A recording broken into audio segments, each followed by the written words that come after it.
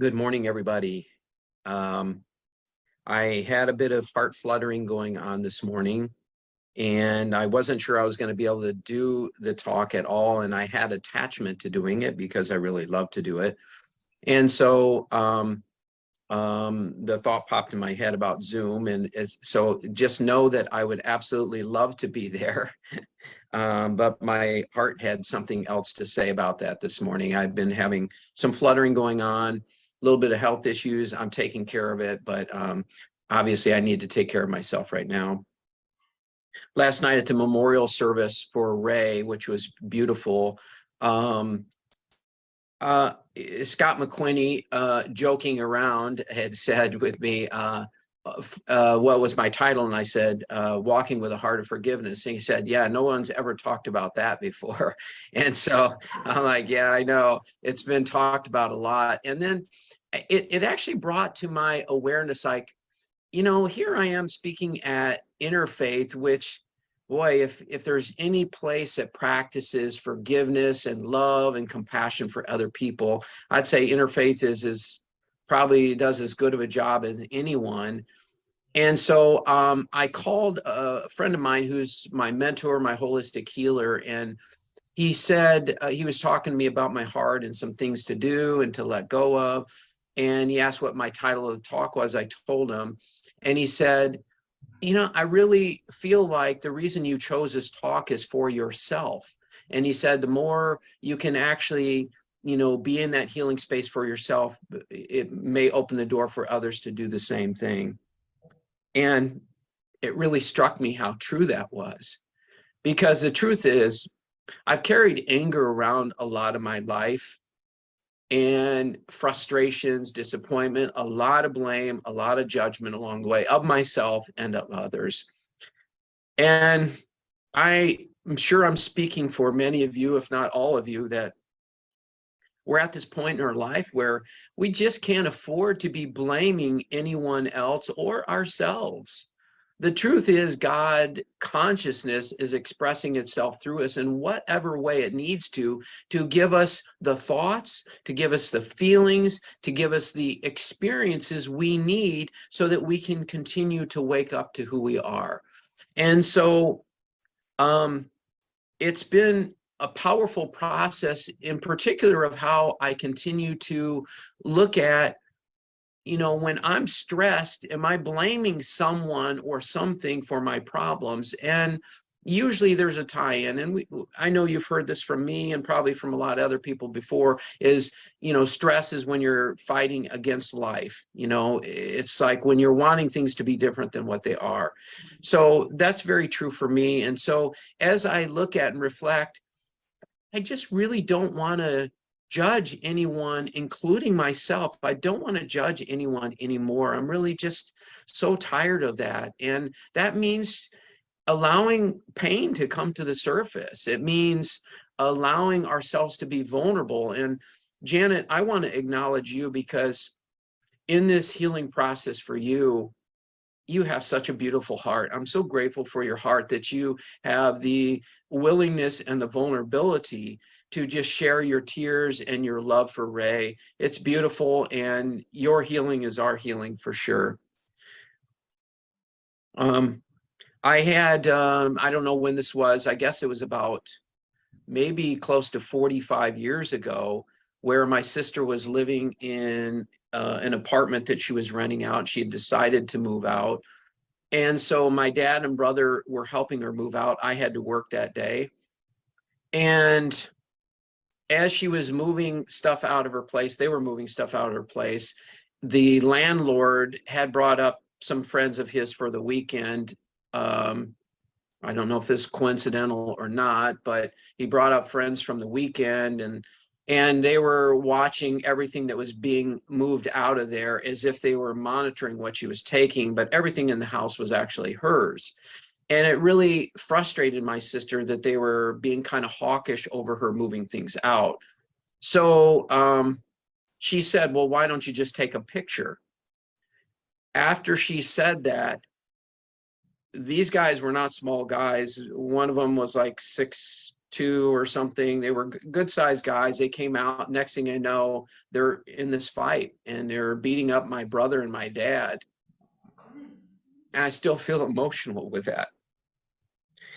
And so I got home from work and my mom says, go to the hospital. Your dad and brother have been beat up and they're in the hospital.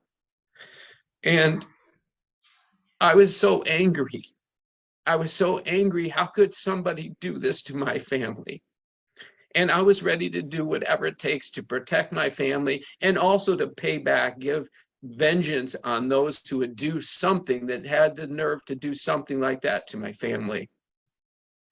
So I went up to the hospital and I started spouting off, we're going to kick their butts. And we're, and the doctor's like, settle down. I just got them settled down, And so I did settle down, but I was so angry at this. And one day, maybe, I don't know if it were months or maybe it was a short period of time. I don't really remember how much time it went by, but I saw my sister throwing away the key to the apartment that she had. And she left the room and I got it out of the trash. I pulled that key out of there and I thought to myself, I'm doing something to get them back. I don't know if I'm going to kill them or what I'm going to do. I literally was having these thoughts because I was just filled with rage and anger. And as I began to kind of go on the spiritual path, this was some years ago. I had carried this anger and this hatred for so long. But as I began to kind of dive into the spiritual path, I just couldn't release that key. I couldn't let go of it until many, many years later. And I finally threw the key away. But the truth is, my healing wasn't done. Throwing the key away was just simply the first step of the process of forgiving. Because I know for me, like, I've come to the point where I want to wish all people well, because to wish anybody ill or to not even wish them well is cheating myself of something that I get to experience, because we've all had anger, we've all had blame, we've all had judgment, and we've also all had love and well wishes for people and nothing but love and joy for them. And I'm sure that everybody listening right now would agree that choosing love and joy is far more enjoyable than the blame and the judgment, the anger, the hatred, the frustration, whatever it is going on with those people. I had not got to that point. And I did many years later get to the point to say, I can wish them well. But and it took me longer periods of time to really feel more of a sincerity with it. And if I'm just being completely honest, they're probably not at the top of my list of who I'm wishing well. So, and that's okay. That's okay. What I know is that I feel like I continue to release and let go all the time. But I know I just want to be gentle and compassionate with myself for sure, because I know that I am always putting my best foot forward, and that's all any of us can ask. That's all God would ask of us, right? God is not trying to pick on us or make our lives difficult. God has simply given us experiences so that we can let go of our past and we can forgive ourselves and we can move into our hearts, because what is possible and what's available for us is this pure love and joy and peace that we are. As Dave always beautifully puts it, is we are that right now. It's just remembering that truth. But in order to remember that truth, we have to let go of all that blame and judgment that clouds our manifestation and knowing of that truth. It's not even a manifestation, actually. It's just a knowing of that truth, because it's already here and it is you right now in this very moment.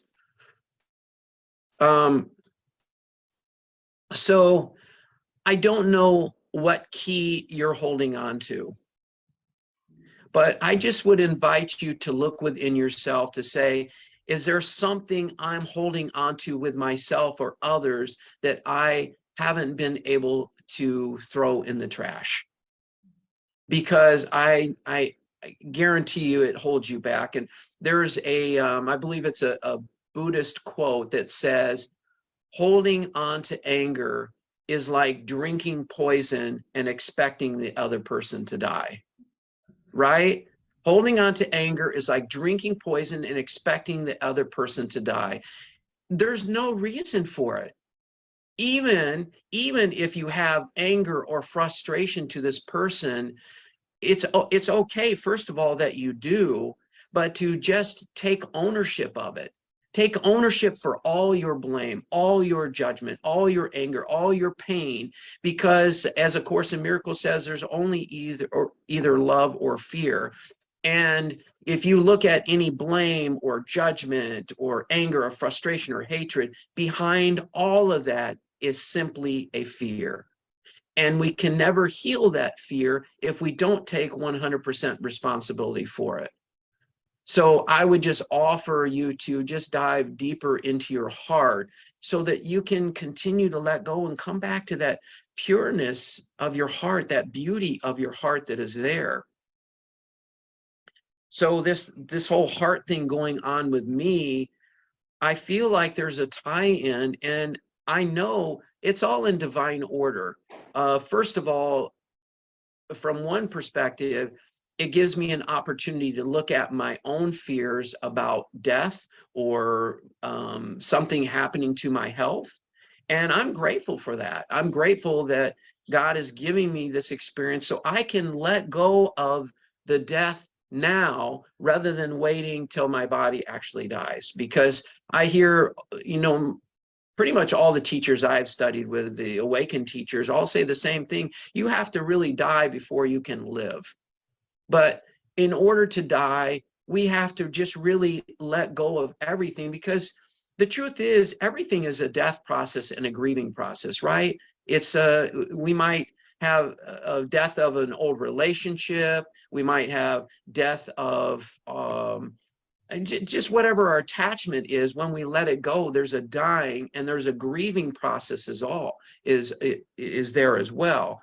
And so grieving and forgiveness go hand in hand in many ways. It's like we have to, let the grief come up, and so that something more beautiful can show up that is already there. I know there's something else in there, but it's not presenting itself right now. So I just am going to just be silent. And if you would be that with me just for a moment.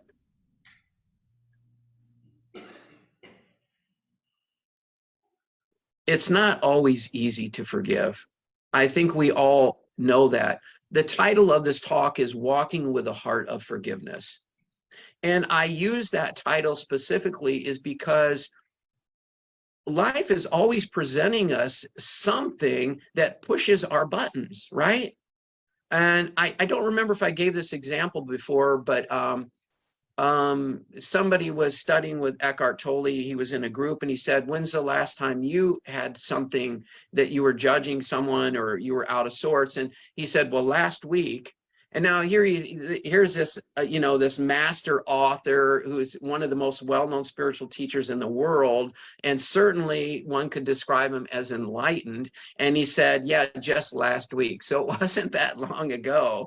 And so he was standing in line at a grocery store, I believe, and this guy was just messing around in front of him, and he was running back to get other stuff to fill in his cart. And Eckhart's like, can you just, in his mind, he's like, can you just push your cart and, be present and just do what you need to do? So the guy comes back and then he looks at Eckhart and he said, oh, Eckhart Tolle, I've always wanted to meet you. And so, yeah. So there was this divine perfection. I'm sure in that moment, probably Eckhart just, came back to, he left his person behind, the one with the judgment, and he just came back to his heart and probably saw the beauty and the divine perfection of all of it. So when I say walking with a heart of forgiveness, I'm saying carry that attitude around wherever you go. Carry it with you always, because God's always giving us experiences to help us to awaken. So, wherever you go, there's going to be somebody that's cutting in front of you in the car. There's going to be somebody that's dawdling at the grocery line. There's going to be somebody that is talking at the movie theater. It's all these kinds of things that the more we practice walking with a forgiving heart, we can let go of these things much easier. And the greatest letting go really is by noticing that your person, this personal idea of who you think you are, that is related to your mind's belief or your mind's image of who you think you are, it's the one that has all the judgments and the frustrations and the anger. But if you can just be a witness to that, notice that anger has popped up, notice that hatred has popped up, notice that you don't wish this person well, which is just the person or the mind saying that. The more you can be a witness to all of that, it doesn't matter what's presented to you. You have an opportunity to say, oh, okay, because I'm willing to look at this, I'm willing to know that that's not me. That is the greatest forgiveness of all. And that's why you'll hear teachers say that are awakened, they'll say, the greatest thing that you can do is to awaken to the truth of who you are. That's the greatest thing you can do for the world. Why? Because in your awakening, you let go of all the nonsense that we've carried around for our whole lives, nonsense about ourselves, nonsense about others, because we recognize it's not the truth of who we are, and it's not the truth of who they are. So you can't even possibly imagine how many lives you touch by simply awakening to who you are. So that's the invitation, is to whatever key that you're holding on to that you haven't been willing to throw in the trash, the invitation is, are you ready to let that go? And I'm going to finish with one other thing. My aunt, who I used to work on doing energy healing work with, I was seeing her for about 1.5 years. And when I first started seeing her, I said, so you don't talk to Eddie anymore, which had been her longtime boyfriend, just a really kind person. And she said, no, I'm never going to talk to him again. I can't forgive him. And I said, okay. But I kept working with her. I think it was once a week she would come in. And I saw we continued to practice forgiveness with herself. And then I saw this opening. And the opening was, after some weeks had went by, I go, let me ask you this, Ann Audrey. I go, would you be willing to forgive Eddie in 20 years? Now, I know that sounds crazy, but she said, yes, I can do that. But you see what happened. It wasn't about the 20 years. It was about that crack in the door that said there was a beginning, a seed that was being planted for the possibility of forgiveness. So I would say, if there's something you're holding on to with yourself or with somebody else that you haven't been able to forgive, I would simply ask, would you be willing to forgive yourself before you're gone, or in 20 years or whatever, just to crack that door open? That's all I'm asking, just simply a crack.